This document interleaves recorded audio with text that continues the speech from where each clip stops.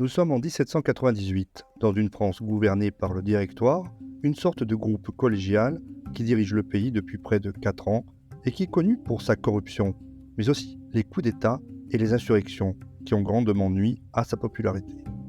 Dans cet environnement difficile, compte tenu de l'instabilité ambiante, un jeune homme de 28 ans, charismatique et populaire, ayant remporté de grands succès lors de la campagne d'Italie et souhaitant poursuivre ses grands rêves de gloire, se verrait bien commandé aux destinées du pays. D'autant plus que pour lui, la révolution est bel et bien finie. Mais son heure n'est pas encore venue. Cet homme, il s'agit bien évidemment de Napoléon Bonaparte. Sa popularité est pourtant déjà énorme, ce qui fait de lui un objet de suspicion pour les membres du Directoire. À tel point que n'étant pas parvenus à trouver le moyen de le rendre impopulaire aux yeux des Français, ils ont en revanche trouvé le moyen de l'occuper un bon moment, et de préférence le plus loin possible de la France. Pour cela, ils vont l'envoyer à plus de 3000 km de là, en Égypte.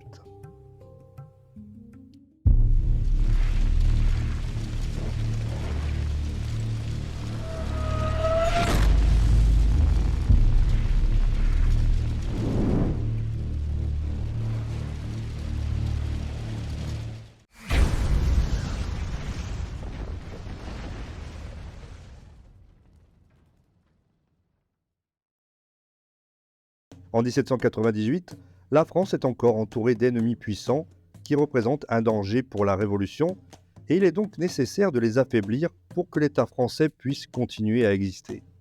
La plus grande menace est la Grande-Bretagne, qui est alors l'une des plus grandes puissances maritimes du monde. Divers plans sont proposés pour contrer la perfide Albion, y compris une invasion des îles britanniques, que Bonaparte rejette en raison justement de la grande supériorité navale de l'Angleterre.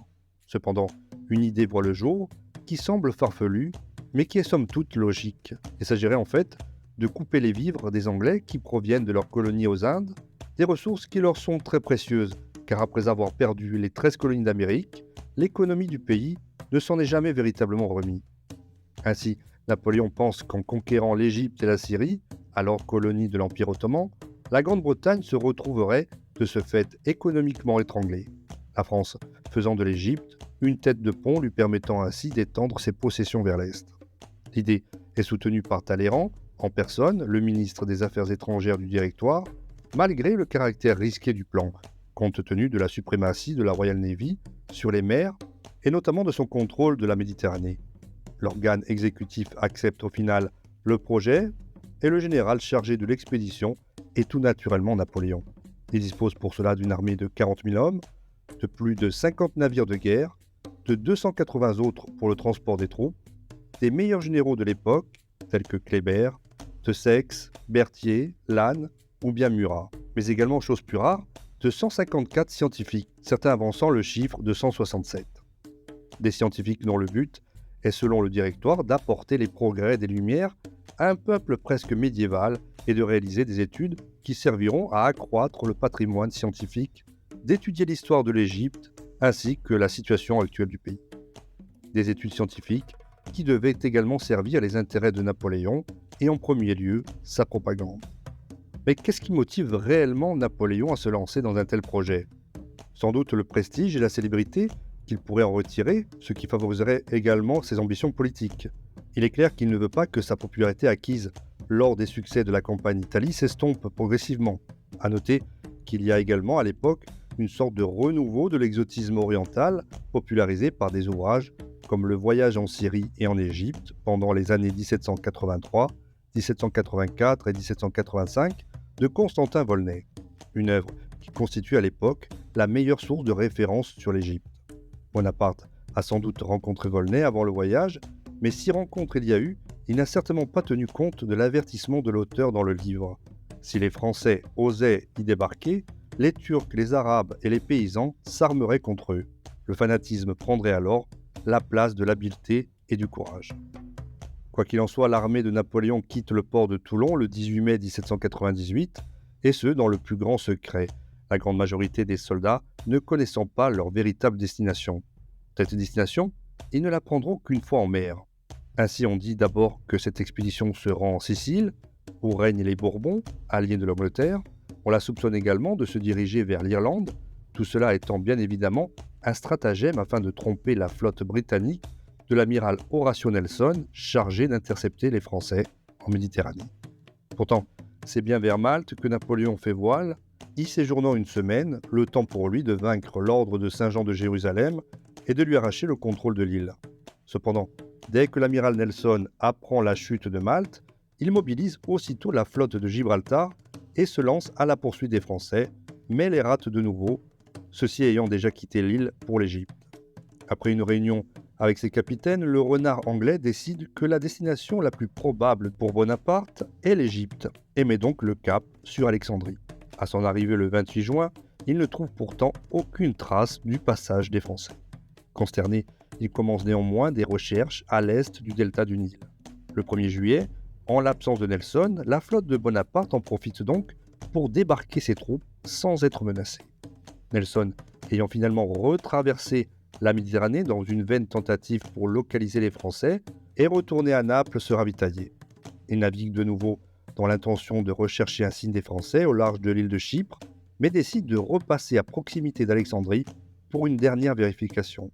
C'est alors qu'un navire marchand français capturé fournit des indications sur les Français qu'il avait vus passer au sud-est de la Crète un mois auparavant en direction d'Alexandrie. Nelson se hâte d'arriver donc à Alexandrie, mais ne trouve une nouvelle fois pas de traces des Français.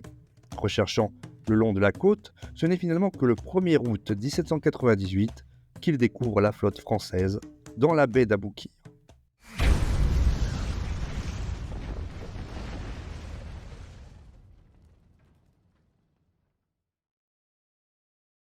Bien qu'officiellement les Turcs aient tenu la région, ce sont en réalité les Mamelouks qui en sont les véritables maîtres.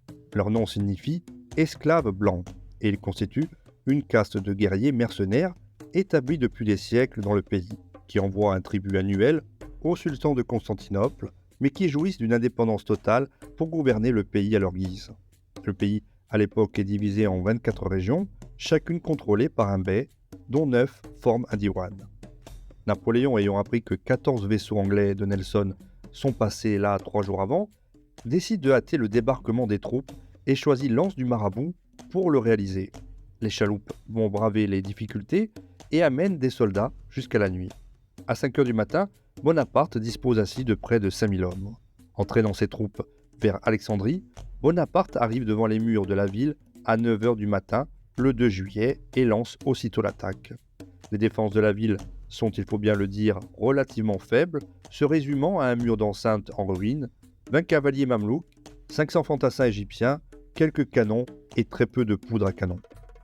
Malgré tout, le général Menou, commandant l'une des 5 divisions de l'armée d'Orient, est même blessé 7 fois en tentant de franchir les remparts. Cependant, les Français parviennent, bel et bien, à s'emparer de la ville, Bonaparte offrant une reddition consentie et libérant 700 esclaves. L'attitude du Corse lui permet ainsi d'obtenir la reddition sans combat d'autres villes comme Rosette et même de chasser les Mamelouks qui sont bien souvent détestés des populations locales. Napoléon charge alors le général Kléber d'occuper le delta du Nil pour protéger l'escadre ancrée à Aboukir. L'intention de Napoléon est d'occuper l'Égypte le plus rapidement possible car il sait que les Britanniques ne vont pas tarder à revenir à la charge. Il déplace donc ses troupes au Caire et les plus petits bateaux de l'escadre sont utilisés sur le Nil pour fournir un soutien logistique et de l'artillerie aux troupes. Cependant, le séjour en Égypte va s'avérer un véritable calvaire pour les nouveaux arrivants. Les températures élevées, le manque d'eau et le harcèlement des Mamelouks et des Bédouins rendent en effet l'occupation du pays extrêmement difficile. Un général écrit à son ami « Je ne pourrai jamais te décrire l'horrible pays que nous sommes allés conquérir. » Le manque d'eau est tel que certains soldats préfèrent mettre fin à leur jour. À cela s'ajoute le fait qu'au Caire, la grande autorité religieuse du pays, en l'occurrence le grand moufti, a rendu une décision appelant tous les vrais musulmans à combattre les envahisseurs infidèles. Ce qui fait que désormais, même au sein des petites localités du pays, les autochtones font tout pour contrecarrer l'avancée des troupes françaises. Le 12 juillet, à Chébrès, à 130 km au sud du Caire, a lieu la première grande bataille contre le seigneur de guerre mamelouk Mourad Bey, qui montre cependant que les troupes mamelouks ne peuvent rien contre une infanterie française ultra disciplinée, formant des carrés hérissés de baïonnettes. Les habiles cavaliers mamelouks, capables de tirer à la carabine au galop avec une certaine précision, ne peuvent rien face aux envahisseurs. Après un jour de repos à Chébrès, le corps expéditionnaire se remet en marche. Le 20 juillet, il arrive à une demi-lieue du village d'Embabé. La chaleur est intense et l'armée est accablée de fatigue. Cependant, les Mamelouks, que l'on voit se déployer en avant du village, ne lui laissent pas de répit. Bonaparte range ses troupes en bataille et leur montrant les fameuses pyramides que l'on aperçoit en arrière de la gauche de l'ennemi, se serait alors écrié « Soldats, songez que du haut de ces monuments, 40 siècles vous contemplent ». Et en même temps, il ordonne l'attaque. C'est le début de la bataille des pyramides.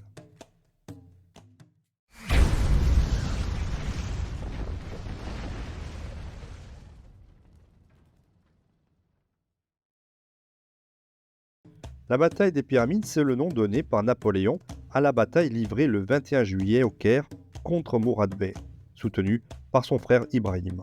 Ce jour-là, les troupes mamelouks comptent près de 40 000 hommes. Napoléon dispose, lui, de 21 000 hommes qu'il a répartis en 6 divisions d'environ 3 000 hommes, 1500 cavaliers et 1000 artilleurs de 40 pièces.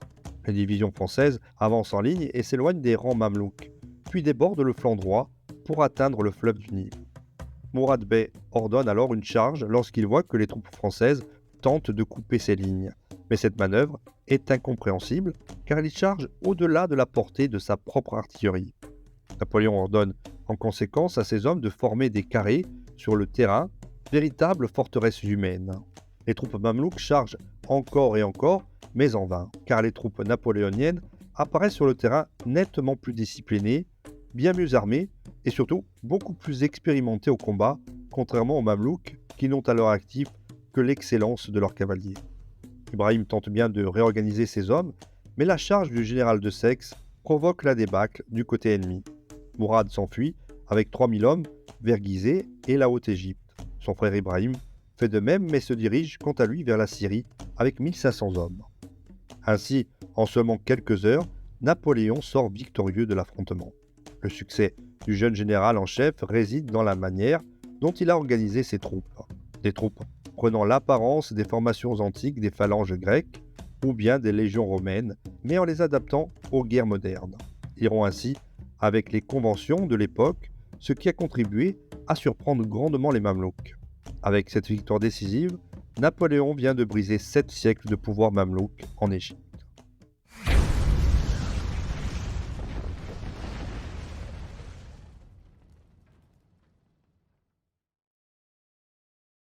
Le général français qui entre au Caire trouve une ville de 250 000 habitants, à la fois chaotique et repoussante.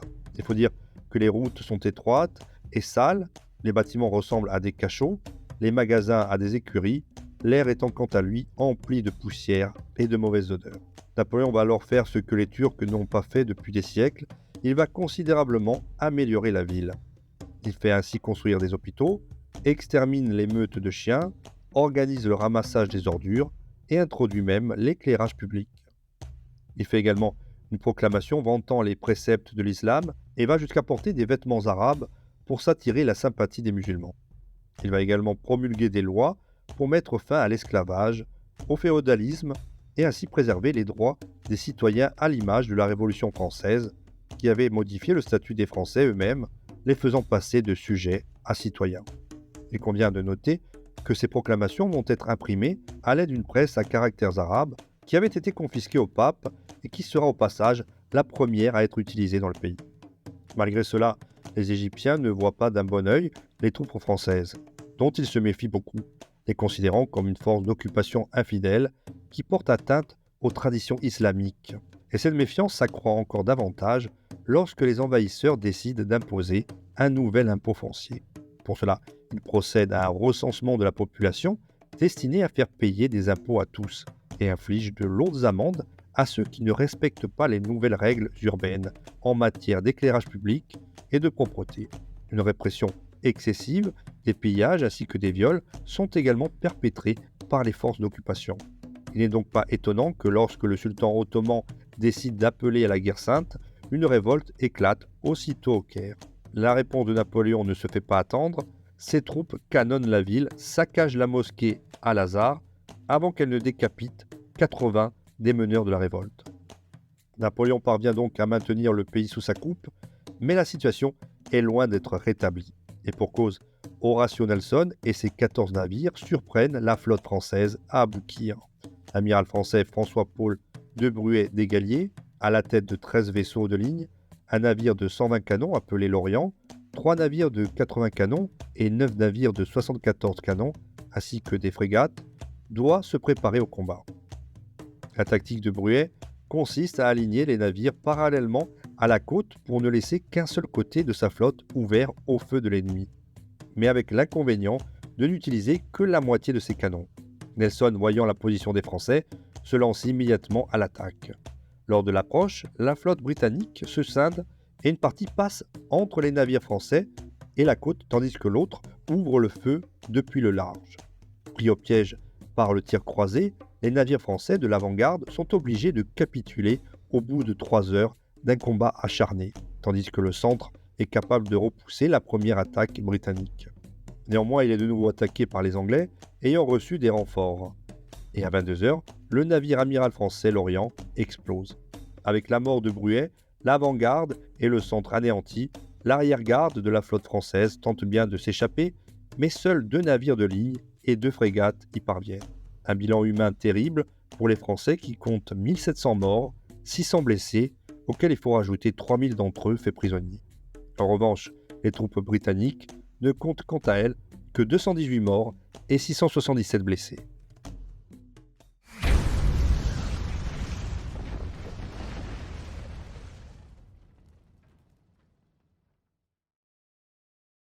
Malgré la défaite navale d'Aboukir, Napoléon contrôle toujours l'Égypte, Kléber dominant le delta du Nil et Menou occupant Rosette. Le Sexe poursuit quant à lui les Mamelouks en Haute-Égypte, ce qui permet aux scientifiques qui accompagnent l'expédition d'explorer à leur convenance Assouan, Thèbes, Luxor ou bien Karnak.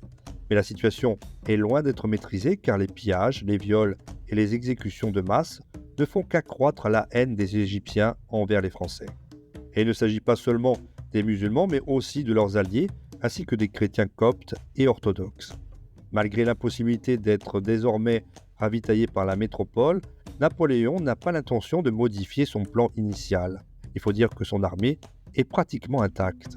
C'est là qu'il apprend de Syrie que Djezar Pacha, surnommé le Boucher pour sa cruauté, s'est emparé du port d'El Arish, situé sur la Méditerranée, à proximité de la frontière d'Égypte avec la Palestine, qu'il est destiné à défendre.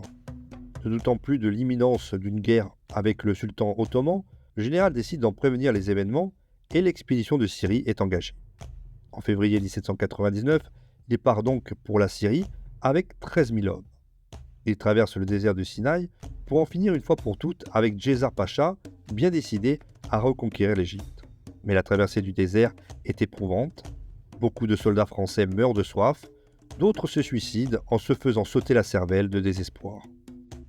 L'un d'entre eux dira plus tard que les soldats écrasés par le poids des bagages, des armes, de l'eau et des provisions rampaient difficilement dans les sables brûlants. Lorsqu'ils atteignent enfin El Arish, Napoléon fait canonner sur le champ une des tours du fort. La garnison capitule 2 jours après et une partie des soldats sont enrôlés dans l'armée française. Après quoi cette dernière se dirige vers Gaza, s'y rafraîchit et s'y repose pendant 2 jours.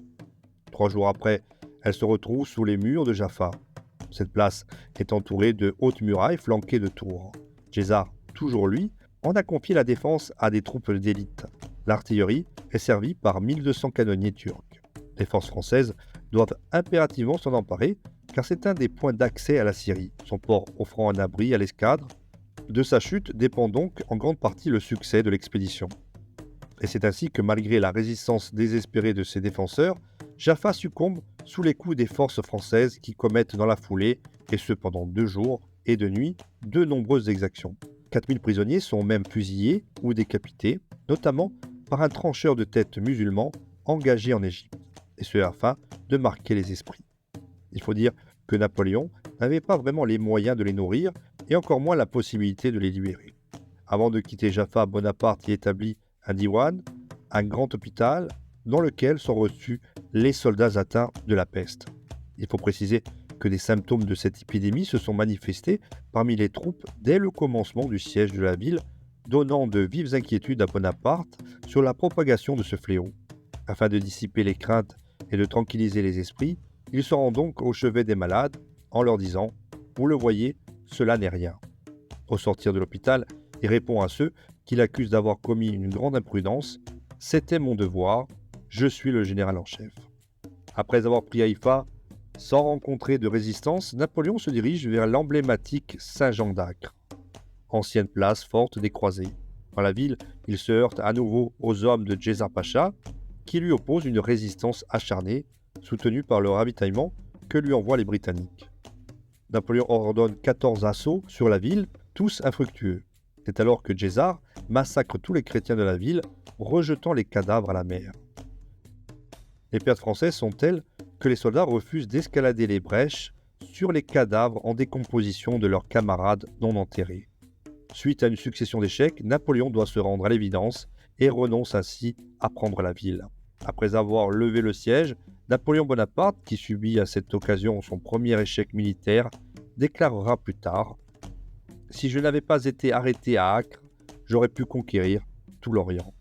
L'échec éprouvé lors du siège de Saint-Jean d'Acre a eu un important retentissement en Égypte. Les émissaires turcs et britanniques font courir le bruit que l'armée expéditionnaire a été en grande partie détruite et que son chef est mort. Bonaparte parvient cependant à faire taire ces rumeurs. Par ses ordres, les troupes, en entrant en Égypte, prennent l'attitude d'une armée triomphante. Les soldats portent ainsi dans leurs mains des branches de palmier, emblème de la victoire.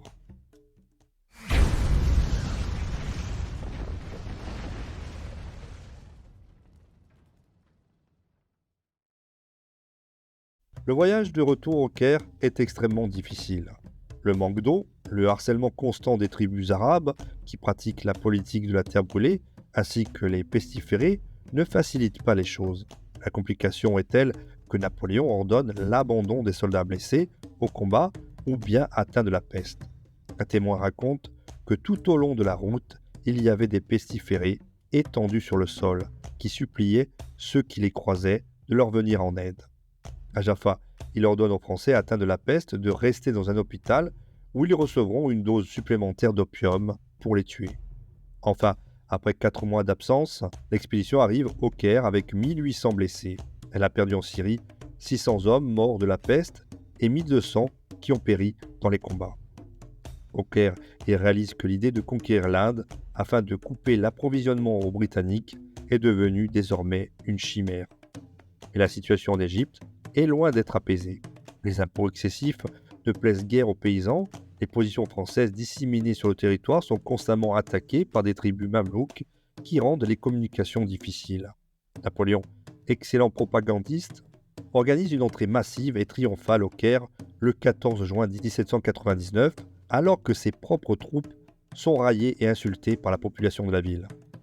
Au même moment, une deuxième coalition s'organise en Europe contre la France, épuisée par tant de tensions internes. Napoléon sait que la campagne est déjà un échec et qu'il n'en sortira rien de bon. Loin de la métropole, il craint d'être écarté de la nouvelle répartition des pouvoirs. Il décide de revenir au plus vite, mais la question est de savoir comment s'y prendre. Pendant qu'il se décide, il apprend que Nelson attaque ses troupes à Aboukir et qu'un contingent de 15 000 hommes, sous les ordres de Saïd Mustapha, a anéanti le bataillon du général Marmont.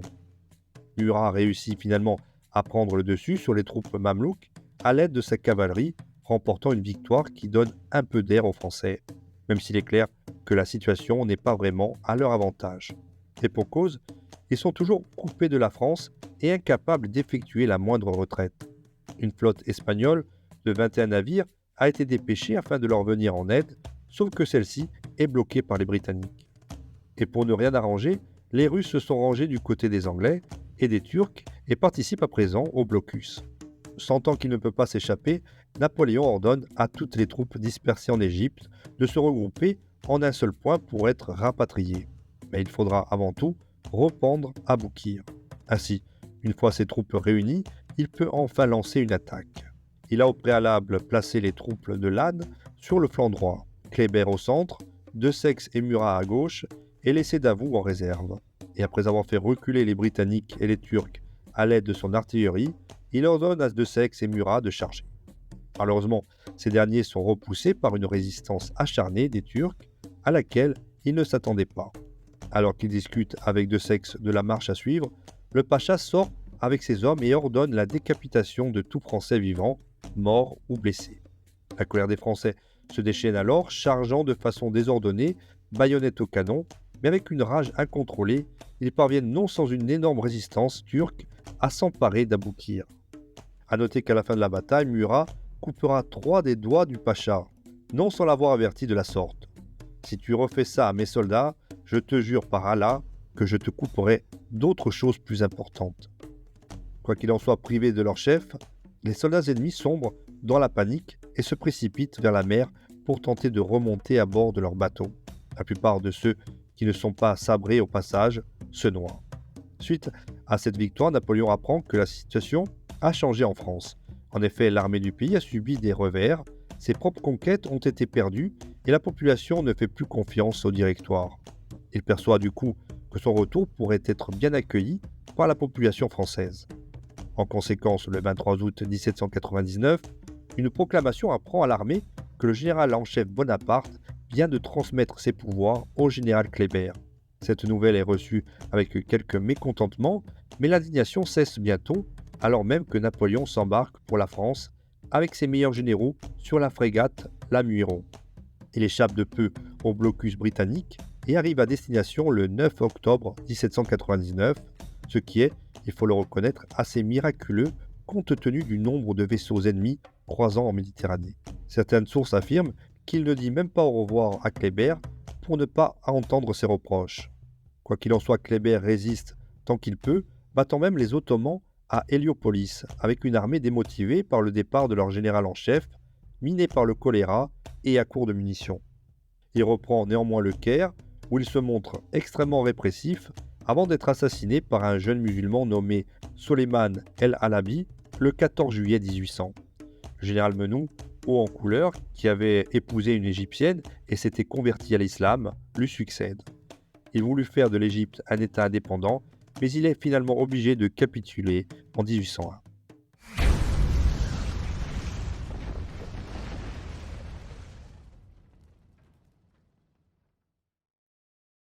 Le 9 novembre 1799, le 18 Brumaire, selon le calendrier révolutionnaire, Napoléon exécute, avec l'aide décisive de son frère Lucien, un coup d'État imaginé par Emmanuel-Joseph Sieyès. Marquant la fin du Directoire, un coup d'État lui permettant de s'imposer comme le nouveau maître de la France. Mais revenons un instant sur la campagne d'Égypte, une expédition militaire qui a bien failli lui coûter la vie, voire même son avenir impérial. Mais qu'est-ce qui a bien pu pousser Napoléon à se lancer dans cette campagne infructueuse? Les historiens ne sont pas d'accord, certains estimant que le plan était après tout réaliste. D'autres en revanche affirment que le seul désir de Napoléon était d'imiter Alexandre le Grand et d'accroître ainsi sa popularité auprès des Français. Quelles que soient les raisons, les Britanniques avaient pris le plan au sérieux, de même que l'amiral Nelson, qui restait persuadé que sa destination finale était bien l'ancien pays des pharaons. Un plan qui s'est révélé au final un échec, bien évidemment, mais qui, avec davantage de réussite, aurait pu, qui sait, s'avérer fructueux. Le gouvernement français ayant prévu, suite à l'invasion en Égypte, d'aller chercher des troupes françaises dans les îles de la Réunion et de l'île Maurice, dans l'océan Indien, pour les amener à Suez et de là en Inde. À cette occasion, Napoléon écrivit plusieurs lettres à des princes indiens en guerre contre les Britanniques pour leur annoncer l'arrivée d'une armée invincible. Une marche terrestre de la Syrie à l'Inde via la Perse était également envisagée, à l'instar d'Alexandre le Grand. Mais qu'est-ce que cette campagne ratée a laissé comme trace dans l'histoire? Sans doute les bases de l'égyptologie, ainsi que des études sur la faisabilité de la construction d'un canal reliant la Méditerranée à la mer Rouge. Pendant 2 ans, les Français ont exploré le vaste territoire égyptien en réalisant des explorations archéologiques, en copiant des textes, en dessinant des bâtiments, en réalisant des études ethnologiques, géologiques, zoologiques et botaniques, et en compilant toutes les informations dans un ouvrage intitulé La description de l'Égypte, une œuvre monumentale qui comprenait 20 volumes et qui a été publiée entre 1809 et 1822, devenant ainsi la référence sur l'Égypte pendant des décennies. Mais n'oublions pas également la découverte de la pierre de Rosette, trouvée par hasard le 19 juillet 1799 par un soldat qui creusait une tranchée autour de la forteresse médiévale de Al-Rachid. Pesant environ 760 kg, elle porte des inscriptions en 3 blocs, de signes différents, hiéroglyphiques, démotiques et grecs. L'officier Bouchard ordonna que des copies des inscriptions soient faites. La pierre contenait un décret du roi Ptolémée V, datant de 196 avant Jésus-Christ. Lors de la capitulation des Français en 1801, les Britanniques conserveront la pierre et l'enverront à Londres, où elle se trouve encore aujourd'hui, plus exactement au British Museum. Des années plus tard, Jean-François Champollion étudia les copies et à partir du texte grec, rechercha les équivalents hiéroglyphiques établissant le code qui allait lui permettre de les lire puis de les déchiffrer. Bien que Napoléon ait perdu ses meilleurs hommes au cours de la campagne, cela ne l'a pourtant pas empêché de gagner une énorme popularité qu'il a canalisée à la perfection en prenant le contrôle de la France et en devenant par la suite le maître de l'Europe. Et c'est aussi découvert un excellent propagandiste qui a su faire passer une défaite désastreuse pour une immense victoire. Chose qu'il va réitérer lors de son exil sur l'île de Sainte-Hélène avec l'élaboration du Mémorial de Sainte-Hélène, un ouvrage destiné à réécrire non sans approximation et enjolivement l'histoire de son règne. Mais ceci est une autre histoire qui sera contée une autre fois. Voilà, cette vidéo est à présent terminée, j'espère que vous l'aurez appréciée. Dans ce cas, n'hésitez pas à mettre un pouce vers le haut et à la partager. Si vous voulez soutenir mon travail en effectuant un don, vous avez à votre disposition la plateforme Tipeee ou bien le bouton Merci situé sur l'ensemble des vidéos. En attendant, on se retrouve très prochainement pour un nouveau documentaire sur Hérodoc, la chaîne Histoire, ou bien tout de suite si vous souhaitez visionner une autre vidéo de la chaîne.